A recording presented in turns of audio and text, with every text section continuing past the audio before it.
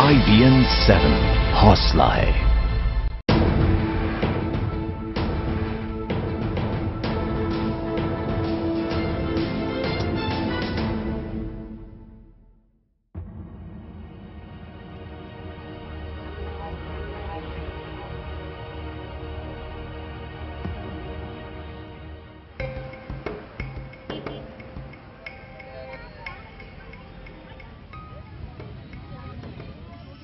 तिल तिल कर जीना किसे कहते हैं?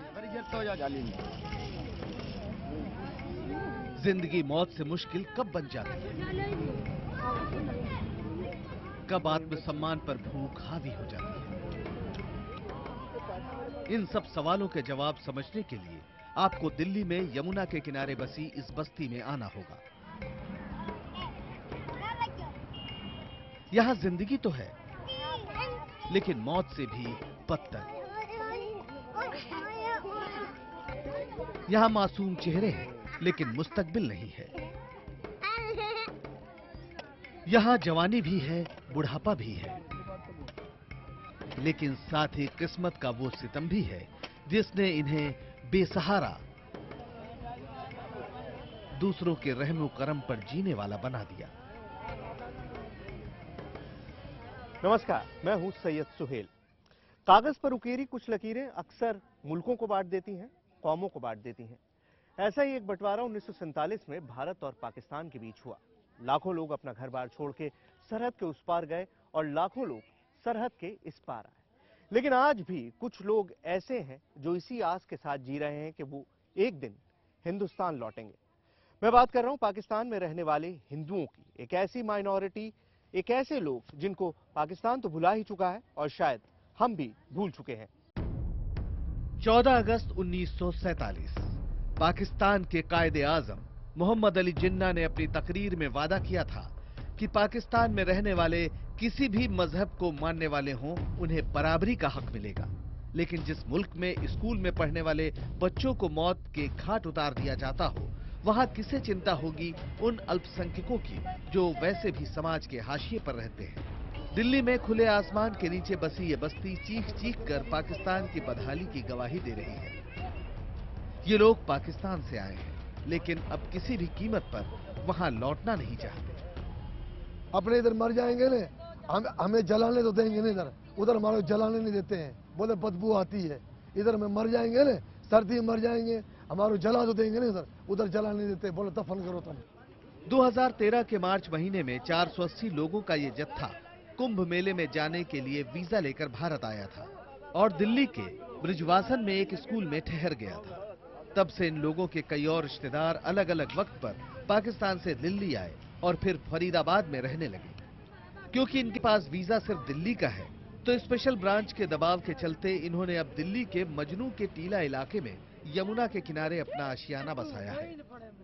पाकिस्तान से आए इन लोगों से मेरा रिश्ता काफी पुराना है। इन लोगों से मेरी पहली मुलाकात आज से करीब 2 साल पहले हुई थी, जब ये लोग पाकिस्तान से भारत आए थे और दिल्ली के बिजवासन में एक छोटे से स्कूल में ठहरे हुए थे। उस वक्त इन 480 लोगों का जत्था काफी बुरे हालात में छोटे से कमरों में रह रहा था। तो आज हम ये जानने की कोशिश कर रहे हैं कि इन 2 साल में इन लोगों के हालात आखिर बदले भी हैं या नहीं। 2 साल पहले जब हमारी इन लोगों से मुलाकात हुई थी, तो हमें इनकी आंखों में खौफ नजर आया था। वो खौफ जो पाकिस्तान में हुए जुल्म की कहानी बयान कर रहा था। अपना धर्म कर्म हम नहीं छोड़े, हम उसके धर्म के लिए, बच्चा पढ़ने के लिए हमें इधर माँ की गोद में आ गए। आज उस मुलाकात को 2 साल बीत चुके हैं, लेकिन इन 2 सालों में इनकी हालत जस की तस है। दिन गिनती होती है, क्या करें, पता नहीं कैसे है। घर, रोजगार, बच्चों की पढ़ाई, ये सब तो दूर की बात है। अभी तक ये भी नहीं तय हो पाया है कि आखिर इन लोगों का होगा क्या। आखिर कब ये लोग अपने ऊपर से पाकिस्तानी होने का ठप्पा हटा पाएंगे। पाकिस्तानी हिंदुओं के मजनू के टीले पर बने इस कैंप में कदम रखते ही आपको एहसास हो जाएगा जाया होते बचपन और बर्बाद होती जवानी का। इन लोगों के रहने का कोई ठिकाना नहीं है, इसलिए बच्चे स्कूल नहीं जा रहे और खुद अभी तक पाकिस्तानी हैं, इसलिए काम मिलने की कोई उम्मीद नहीं है। कहीं फैक्ट्री में काम करने जाएं तो अरे ये पाकिस्तानी है, अरे ये तो बम फटा देगा, ये तो हमें मारने के लिए आया है, ये मुसलमान है, ये हिंदू नहीं है, ये ऐसे रोने का बहाना करके हमें दिखाकर हमारी फैक्ट्री को ये आग लगा देगा। अरे भाई तुम्हारी कितनी दिहाड़ी है? 200 की दिहाड़ी थी, ये लो 500 रुपये, जाओ घर पे, फिर यहाँ पर नहीं आना, दफा हो जाओ यहाँ से। क्या करें सर? लोग मदद लेकर आते हैं, भीख की तरह बांटते हैं, तस्वीरें खींचते, नारा लगवाते और चले जाते हैं।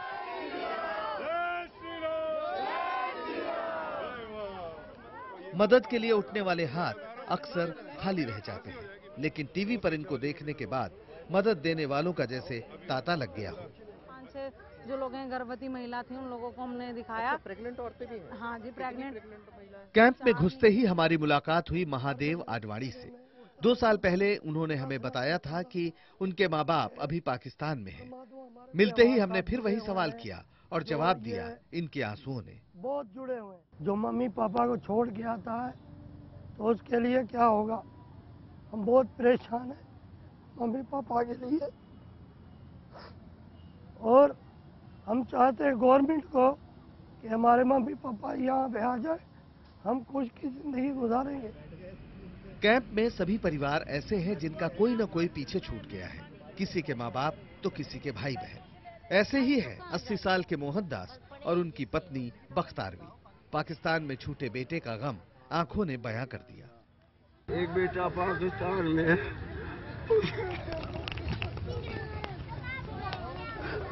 हमारी कोई तकलीफ सुनता ही नहीं, हमारी कोई दर्द सुनता ही नहीं, हमारी कोई बात मानते ही नहीं है, कोई हमारा सहारा नहीं है, कोई देने का सहारा नहीं है। क्या करें, मजबूरी में हमारे कोई बात नहीं मानते हैं। महादेव के अपने पीछे छूट गए, लेकिन गणेश का पूरा परिवार अब भारत पहुंच गया है। वो खुद अपने दूसरे बेटे के साथ 3 महीने पहले हरिद्वार का वीजा लेकर भारत आए हैं, लेकिन आज भी वो पाकिस्तान की काली यादों को भुला नहीं पाए हैं। क्यों अपना कोई घर छोड़ता है? जब भी तकलीफ होती है तभी छोड़ता है कोई घर, ऐसे कोई भी नहीं छोड़ता है, समझा? वो हमें यही तकलीफ होती थी कि शहर में जाते थे हम ठेला लेके बेचने के लिए, तो रोटी हमारे हाथ में देते थे, कागज में देते थे, बर्तन हमारे नहीं थे उधर, और पानी पीने के लिए हमारे हाथ ही पानी पिलाते थे उधर। अपनों से बिछड़े इन लोगों से मिलकर याद आई पार्थी की। वीजा नहीं, वीजा मिलेगी, आएगी आएगी आएगी, हमारे को बच्चा मैंने जन्म दे दिया, जन्म दिया। इस टाइम से मेरे को 3 दिन की वीजा, 3 दिन का जन्म लिया, इसे भी मेरे को वीजा मिल गई। मैं गाड़ी में बैठ गई, स्टेशन तक मैं बच्चे को लेके आई, लड़के को स्टेशन तक। पुलिस वाले ने छीन के ये बच्चा मेरी गोद से, ये ले लो, बॉर्डर पार नहीं जा सकते, ये बच्चा ले जाओ। मेरे पास छीन के मेरा बच्चा इसके पास दूसरे ने दे दिया। मेरे को बर्दाश्त ये नहीं हो रही है, रोती हूँ, सारा दिन में रोती हूँ। 2013 में पार्थी अपने 10 दिन के बेटे को पाकिस्तान में छोड़कर आई थी। हमने बात यहीं से शुरू की। पार्थी जी, एक करीबन 1.5 साल पहले हम आपसे मुलाकात करी थी वहाँ पर, जहाँ पर आप रह रहे थे। तो अब आपने बताया था कि आपका बच्चा वहाँ छूट गया है, आपका बेटा जो पैदा ही हुआ था कुछ दिन हुए थे और वो आपसे स्टेशन पे छीन लिया गया क्योंकि उसके कागज तैयार नहीं थे। तो अभी कहाँ है बेटा आपका, कहाँ पहुँचे? ससुराल को देके मैं आई थी, इसने इतनी मेहरबानी करी तो भगवान के पास है। भारत में सुन लिया, मेरी फरमादा सुन लिया, इसी वजह से मेरे को वीज़ा, इसके बेटे की वीज़ा मिल गई, ससुराल को वीज़ा मिल गई। इसको ये मेरे गोद में देके चला गया पाकिस्तान में फिर वापस। अपना वतन छोड़ना आसान नहीं होता।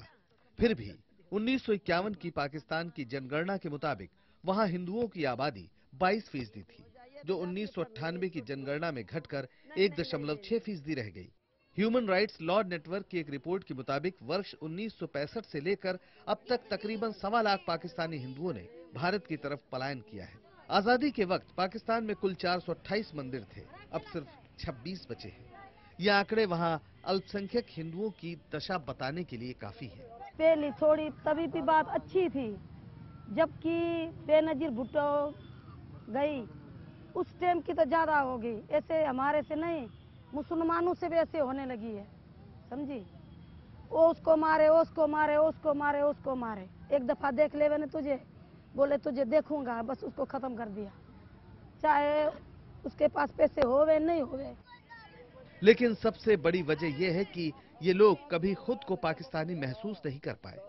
डॉक्टर कृष्णमल ने पाकिस्तान में होम्योपैथिक डॉक्टर की डिग्री ली, लेकिन उन्हें सिर्फ नौकरी इसलिए नहीं मिल पाई कि वो हिंदू हैं। अब 9 बच्चों का ये पिता मूंगफली की रेहड़ी लगाकर अपने परिवार का पेट पालने की कोशिश कर रहा है। वहाँ हम भूखे नहीं मरते थे, सजाएं बहुत मिलती थी। एक हिंदू कहलाने के नाते मुसलमान बहुत बड़ी बड़ी अत्याचार करते थे, लेकिन रोटी तो खाते थे ना। भूखे कैसे सो पाल दे? बच्चों को कैसे हम कहें कि तुम सो जाओ? बच्चे कहे पापा रोटी नहीं है, आटा नहीं है घर पे। झूठ बोलना पड़ता है, भैया गया हुआ आ जाएगा, मेरे पैसे फलाने के पास है, लेने जा रहा हूँ। बस ऐसा करके तो बस सर क्या करें। शाम ढलते ढलते हम दोबारा मजनू के टीले पर लौट आए। पूजा का वक्त हो चला था। देखा तो एहसास हुआ कि क्यों ये लोग अपना सब कुछ छोड़कर आए हैं। आखिर कौन नहीं चाहता कि वो अपनी मर्जी से बेखौफ होकर अपने रब को याद कर सके।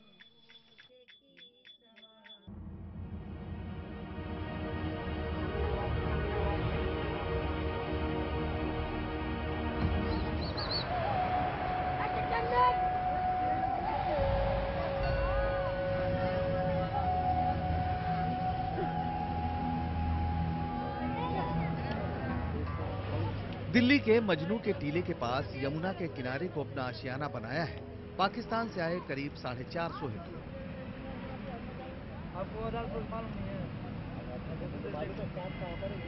दिल्ली की कड़कड़ाती ठंड में ये लोग टेंटों में अपनी जिंदगी बिताने को मजबूर हैं। इन लोगों के हालात को लेकर सरकार भले कितनी भी लापरवाह हो, लेकिन आम लोगों का दिल जरूर पसीज रहा है। गर्भवती महिला थी, उन लोगों को हमने दिखाया। हाँ जी, प्रेग्नेंट 4 निकली। तो ये बताइए, आप मतलब कल से यहाँ पर कैंप में हमारी मुलाकात 2 लड़कियों से हुई जो यहाँ महिलाओं और बच्चों की सेहत का ख्याल रखने की कोशिश कर रही हैं। मिले उसको, उन्होंने हमें बताया 10 दिन की मुस्कान के बारे में। काफी उसको ब्लीडिंग वगैरह काफी ज्यादा, टाका वगैरह जो लगाते हैं ना, चुन्नी तक नहीं ठीक से लगाई थी केवल औरतों। वहाँ पर ये बच्चा खुले आसमान तले हुआ है, सर्दी में लेके इस बच्चे को बैठी हुई। जब भी घर उजड़ता है तो सबसे ज्यादा असर बच्चों पर ही पड़ता है। देखो ये बच्चे की हालत आप देख सकते हैं। एक तो कैंप के हालात, ऊपर से सर्दी की मार। हम लोगों ने लड़ाई करी और आज सुबह दिन ढलते ढलते ठंड की चादर इस कैंप को अपने आगोश में समेट लेती है। आग की कमजोर लपटों में सब सिमटकर गर्मी पाने की नाकाम कोशिश करते हैं।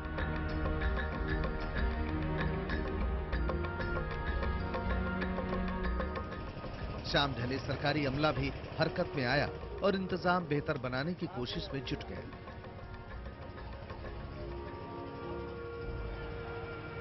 इनको टेंट यहाँ पे मुहैया कराया हुआ है और पानी बिजली वगैरह की सप्लाई हम यहाँ पे कर रहे हैं। मोबाइल टॉयलेट्स लगाए गए जैसा कि आप देख रहे हैं, और लगभग 65 टेंट हमने यहाँ पे लगाया हुआ है और 2 मोबाइल टॉयलेट लगाए गए हैं। एक मोबाइल टॉयलेट में 14 टॉयलेट सीट है, तो 28 टॉयलेट सीट्स हैं। 2 वाटर टैंकर परमानेंटली हमने यहाँ पे स्टेशन किया हुआ है।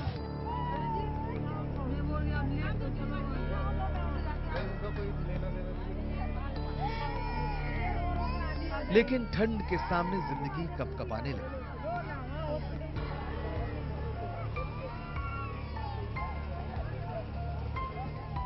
हमें पता लगा कि मुस्कान की हालत बिगड़ गई है और उसे अस्पताल ले जाना जरूरी है।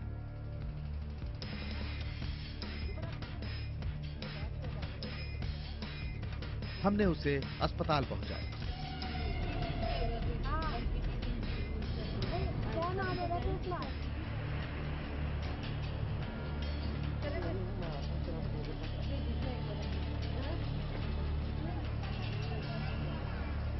जब तक हम कैंप में लौटे, हर तरफ चूल्हे जल चुके थे। यहाँ लोगों के पास खाने को भले न हो, लेकिन दिल में दरियादिली अभी भी बरकरार है। आओ भाई साहब, हिंदुस्तान वाले भाई खाना खा लो, आ जाओ, खा लो, खाना खा लो भाई। जय हिंद। अभी खाना खत्म भी नहीं हुआ था कि सामने आई एक और दिक्कत। जय श्री राम महाराज। इधर जंगल है और नशेड़ी सारे बैठे रहते हैं, जमुना का किनारा है। आप अपने बच्चों का ख्याल करना, यहाँ बच्चे उठाने वाले बहुत हैं। रात अपने पूरे शबाब पर थी और साथ ही ठंड भी। ऐसे में चाय के दौर के साथ माहौल में मौसीकी भी तारी होने लगी। अगर होती बन की चिड़िया हो तो पंख लगा उड़ती, पंख वो लगे उड़ी पिसई, मुझे किस्मत ने मारा तीर। अब प्रभु मैं तुझे कैसे मिलूं जो मेरे गल पड़ी जंजीर।